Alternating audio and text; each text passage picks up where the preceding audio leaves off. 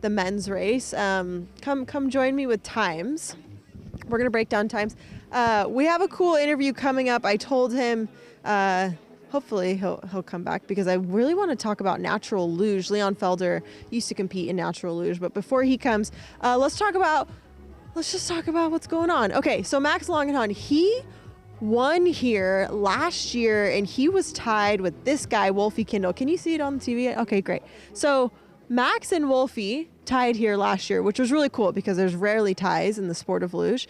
So Max is kind of out on top right now. He pulled a blazing fast start. He had a first time start, which was a 7.103. So I'm going to talk about timing with starts really quick because oh my gosh, that really is such a fast start. Tucker West is also a really fast starter. He did a 7.109.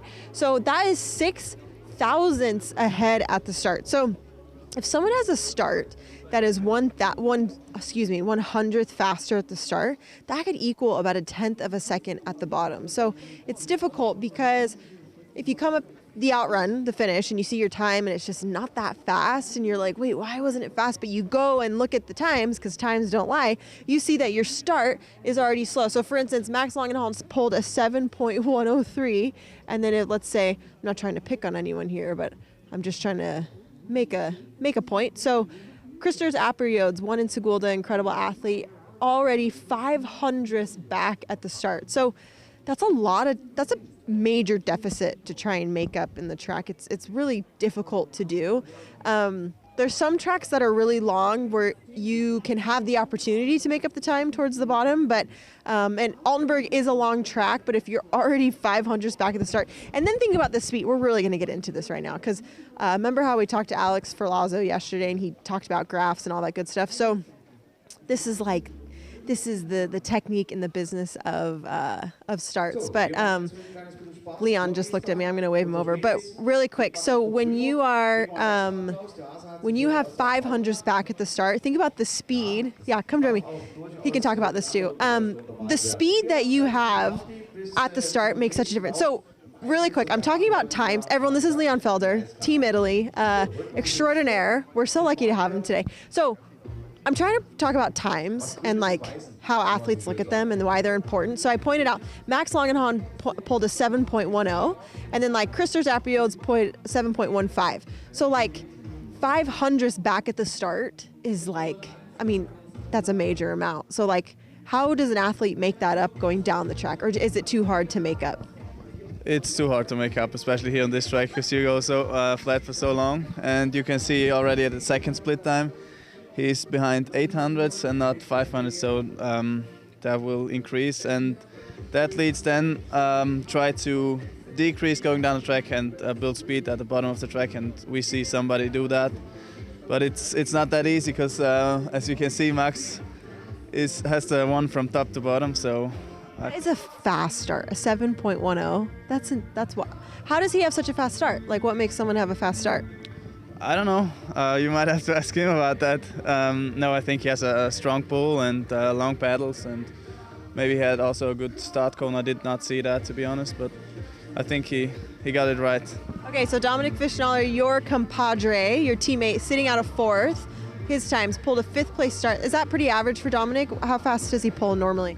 Yeah, I think that's a good start time for him. Last year he had a 06, but I think the start ramp was a little faster there. A little different. So do you think, so he's only 200ths back, like for him, is that a lot or not a lot? Or like how do you think he's thinking about this? Like, oh, I can get onto the podium or what? Oh, he definitely is going to attack the podium, I think. He had some issues in the middle part, some issues out of corner 5 and then late into 6, and that might have cost him a little bit of time. But also David had some issues in 11-12, and he also lost some time there. So we'll see if they both had a good run. It's going to be close. So we're going to talk about this, and then I'm going to ask him the questions I do want to ask. But this is so cool to have an athlete talk about times with this. So like David Gleischer was a 10th place start, but then slowly, I mean, he sped up where some people bleed time. So does that just mean he's really good at like feeling curves, or how does someone speed up like that? He's always a bottom gainer. He speeds so much up at the bottom. Also in Oberhof, you can see that. Like after corner 11, he's just he finds speed but nobody else does. And A bottom gainer, is that what we call them? exactly, yeah. Those bottom gainers. I can't stand them. Sorry, what? I was making a joke. Those bottom gainers, I can't stand them. Like, what about top here? Come join me over here. What about top gainers? Do you have top gainers? Do you call someone a top gainer versus a bottom gainer? Yeah, I think top gainer would then be Tucker, I guess, because he always has a strong start and then loses some time at the bottom. And it's just like trying to put everything together. New category. I didn't know that, bottom gainer. Next time I talk to him, I'll be like, hey, I heard you're a... Anyways, okay. So we're going to jump into natural track. So for everyone that watches, natural track just doesn't get a lot of love from artificial track. So Leon Felderer grew up doing natural track, which is so cool. And I actually don't know anything about it. I don't really know much about it. So how does someone get into natural track? And well, first, what is natural track compared to what we're watching today? Natural track, you're sliding on a natural track, so it's not artificially cooled. And you basically go down a road of ice with walls, and you're able to brake there, and it's fun to watch and it's fun to do. So they brake with their shoes, right? Are there like spikes on their shoes? Where are they? Spikes at the heel on both sides, and then you brake before the corners, and then you make the corner, and yeah. So you have to. It's not just about going fast, but you also have to think about how much you brake and how much are you willing to risk going into the corner. And the sleds, how different are they than these sleds? They are much lower, first of all, and they have much sharper steels. So they are really sharp like a knife. Like literally, Yeah. like a knife. Like you can. You could cut things with that, yeah. How do they sharpen those? With sandpaper and stuff, yeah. Like you can get it so sharp with sandpaper that it could cut you. They're also like very how do you say that? Like steep. So it's Very angled, like a steep angle. exactly. Mm-hmm. Okay, so how soon can someone start in natural track? Like, can you start when you're young? Yeah, you can start when you're pretty young. Both of my siblings just started doing it, and the little one is 9 years now. But I personally started with 6 years old. And were your parents like, we want you to do natural track? Or how did you think to do this at 6 years old? I'm from the town where they built the natural sleds, so it's pretty common to do that in our hometown. What's your hometown called? Latsvans. Latsvans. Latsvans. Yeah. Latsvans. Maybe we could get some natural track people watching. So in Latsvans, it's very popular just to join this sport. So then when does someone, and by the way, there's a whole World Cup for natural track and they go all over. So why would someone switch to artificial track? For me, the main reason was to participate in the Olympics. Natural track is fun and all, but I think as an athlete, my goal was to be part of the Olympics one day, and I couldn't reach that on the natural track, and that's why I decided then to switch to artificial. Do you think that there would be would natural track ever get into the Olympics one day? Is it competitive enough? They tried to do that, but I don't know.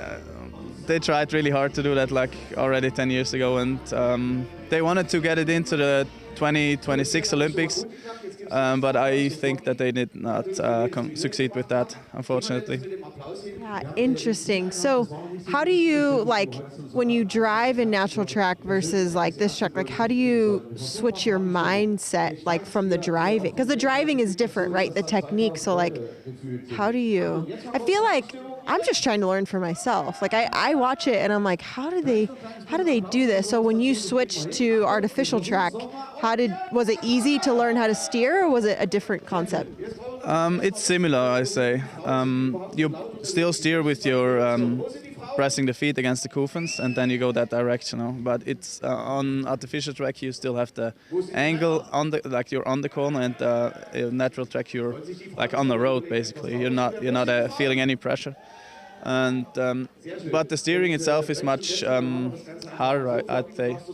So there's a lot of ice cutting, but it's also you have to you turn the sled, And I had a coach who did natural track when I was competing, and he always told us that they had to carry their own sleds to the top, and he never felt bad for us because those sleds. So a racing sled here on the artificial track weighs about 23 kilos. How much does a natural track sled weigh? 14. 14 or 40? No, 14 kilos. Okay, so it's lighter. So do you have to walk it back to the top? You don't get trucks. You don't get nice, cushy, warm trucks. On some tracks they do, but normally you have to carry them up for yourself. So we're a little bougie here. Spoiled, yeah, for sure.